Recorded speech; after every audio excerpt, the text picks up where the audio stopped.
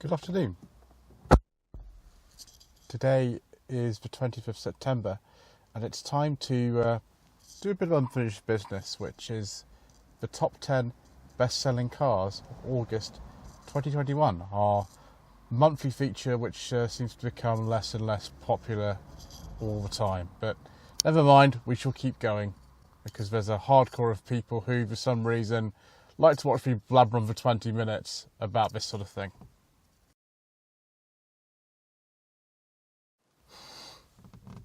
One of the things I would say as somebody in my profession helping private clients find cars is that new car,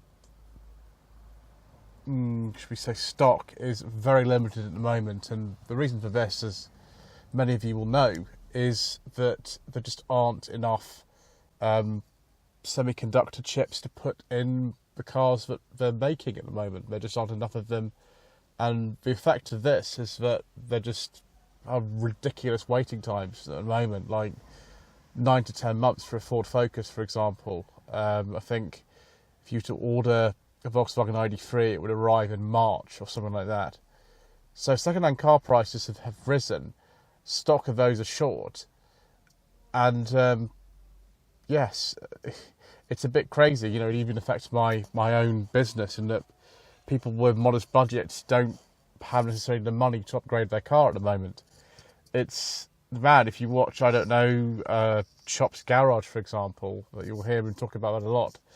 So with that in mind, there is this problem at the moment that although people do have the money now to buy a new car, the dealerships are all open and everything like that, the supply chain really isn't there, and that explains a lot of what we're going to see. One thing, obviously, that's not particularly changed at all is the diesel cells. You know why we call it the forbidden fuel. We don't talk about it because the market share last month for them was 7.5% of passenger cars. It's really not very relevant. That is 0.1% more than plug-in hybrids. Battery electric vehicles far outsold them. So did hybrids. They're just not relevant anymore. I don't really know what else to say. Like we keep saying, we can't talk about them. It's just because their place in the world is just being rapidly supplanted by other types of fuel. You know, that's not me saying that I hate them. I actually don't.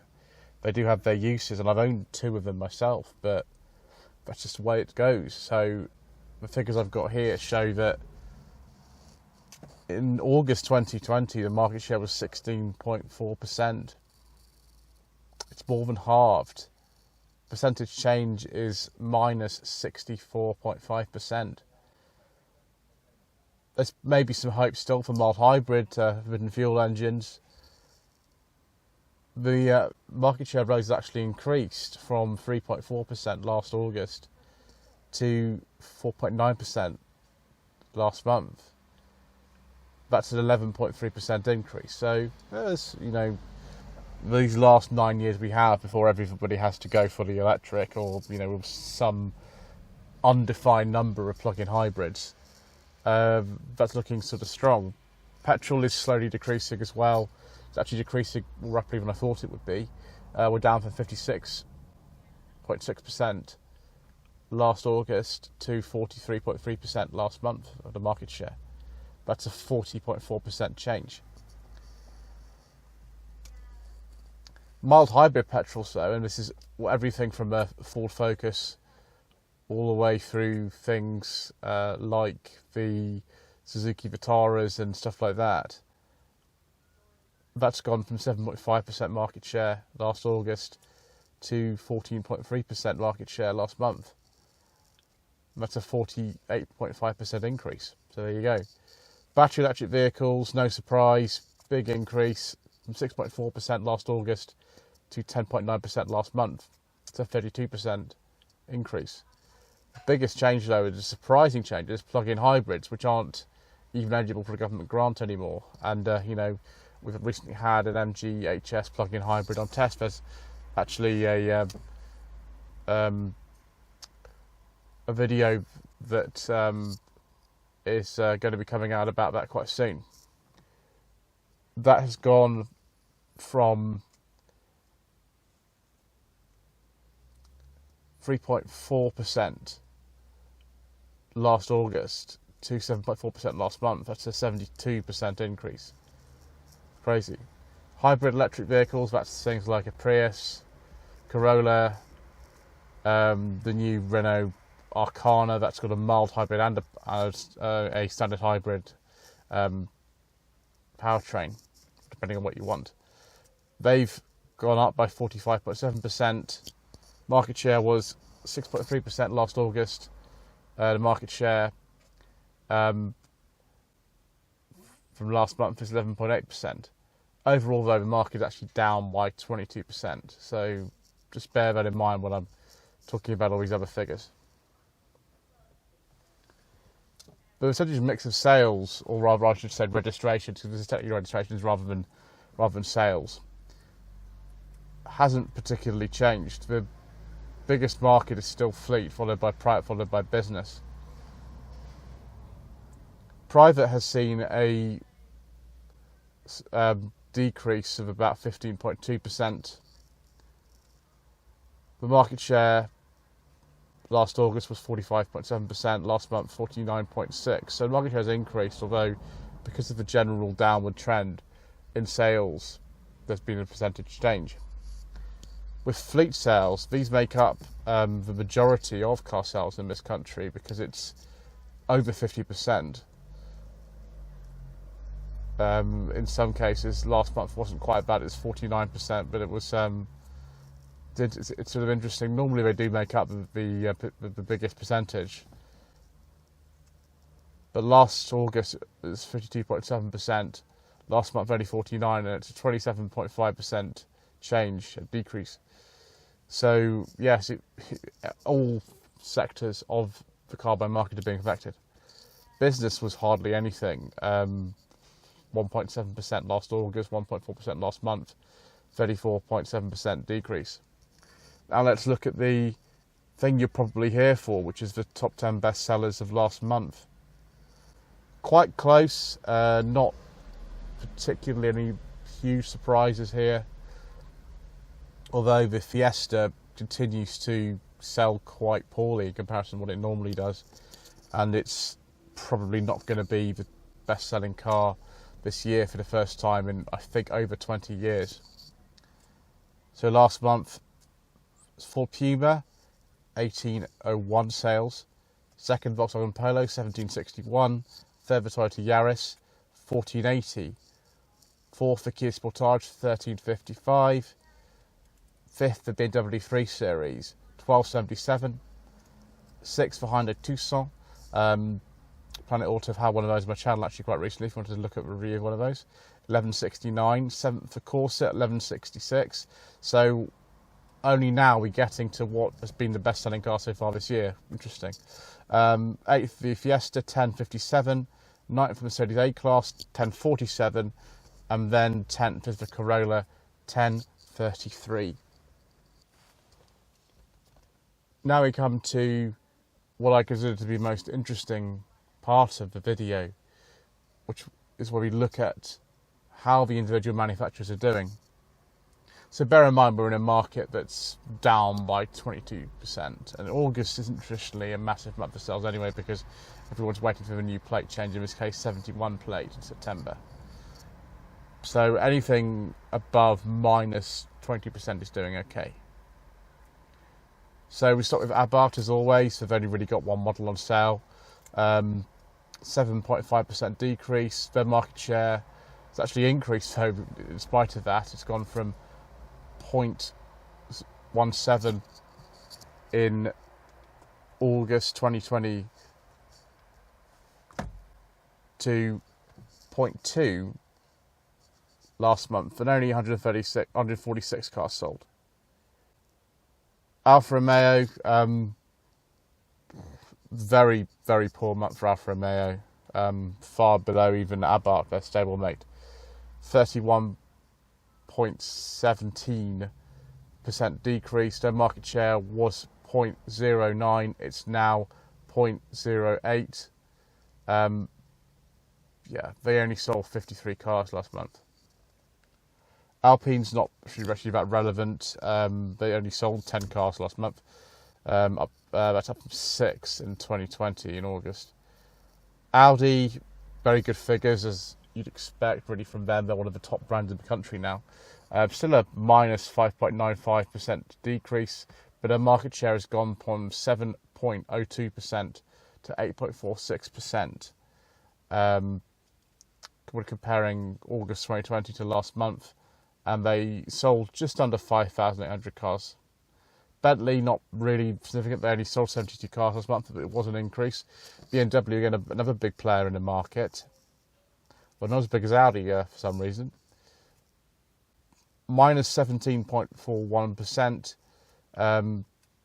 Their market shares, however, still increased from 6.14 to 6.51 last month, and 4,400 or so cars sold.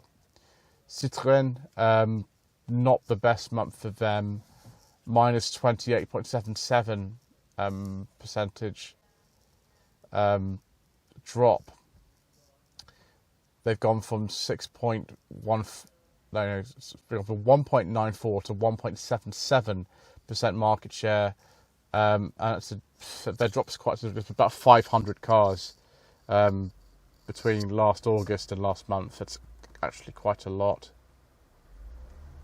Then Cupra, we can't compare because they don't show any figures for August 2020. Dacia, again, despite the new Sandero coming out, which is a very interesting car. Hope to actually test one of those soon. It's a minus 31.19% decrease. Their market share has actually dropped. It was 1.35%. It's now 1.19. 812 cars sold. DS, a very minor player in our market, though they do make some interesting looking cars. 34% decrease. The market share has gone from 0.17 to 0.14 and under 100 cars sold. 97 to be precise. Fiat, not too bad, I suppose. Their market share has actually gone up, but it's still showing a decrease of 10.31%. Market share has gone from 1.23 to 1.42. They still really haven't had any new models apart from the 500 electric for quite some time. I'm not talking about the facelifts like the Tipo. Ford, one of the worst months I've ever seen, minus 52%. Market share has dropped from 12.43 to 7.65%, and the number of cars has more than halved. That will be the supply chain issues, I think, and Audi have outsold them quite comprehensively. Genesis, well, they only sold 6 cars last month. Those are probably mostly press ones, so make of that what you will. Honda, not too bad, minus 2.29%. About the same number of cars sold year on year. It's not that changed very much, and their market share has increased from 2 to 2.5, about 1,700 cars sold. Hyundai, pretty well actually last month. Did pretty well. 9.69% increase. 3.53% market share has become 4.96, and just under 3,400 cars sold. Jaguar, not their best month either. Minus 43%. The market share has gone from 1.21 to 0.89, and just over 600 cars sold. Jeep, I suppose, is reasonably okay. Minus 24% decrease. Was a 0.48% market share, it's now 0.47, but there's about 100 of a difference in the number of cars that were sold. 418 last August, 318 last month. Just to show you the way the market's changed. Kia, probably unsurprisingly, an increase, 3.6%. Was 4.79% market share. It's now 6.36. That's very good. It's actually better than Hyundai. We do like our Kias over here. Land Rover, though, a domestic brand, not doing particularly well. Like Jaguar, shame. 38% decrease, was 2.3% of the market, and now it's down to 1.86, about 1,300 cars sold. Lexus, massive sales increase last month. I really don't know why. Quite possibly because I got cars in stock. Maybe 120% increase, was 0.42% of the market last August. Last month, 1.2. Fantastic. 800 cars sold. Maserati, again, they only sold 31 cars, not that really significant in terms of whether they go up or down. Mazda, not the best. Actually, no. I tell a lie. A very good month for Mazda, plus 37%. A big increase. The market share has almost doubled from 1.3% to 2.3%. And about 1,500 cars sold. We've actually outsold MG this month. Very, very, very impressive. Superb. Mercedes-Benz, though, minus 27%, was a 6% market share, now it's a 5.6% market share, and just over 3,800 cars sold. MG seems to be unstoppable. Crazy. They've had another good month. They haven't outsold Suzuki, though. Suzuki have also done well.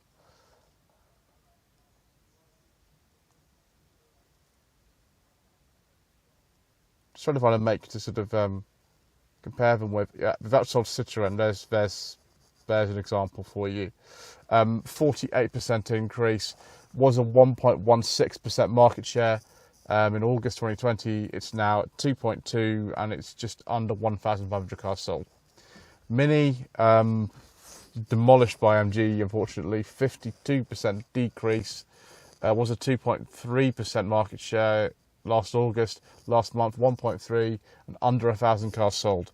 Mitsubishi's largely irrelevant because they're pulling out of the market at the moment. Nissan, 30% decrease, was a 3% market share, now down to 2.7, and about 1,850 cars sold. Peugeot,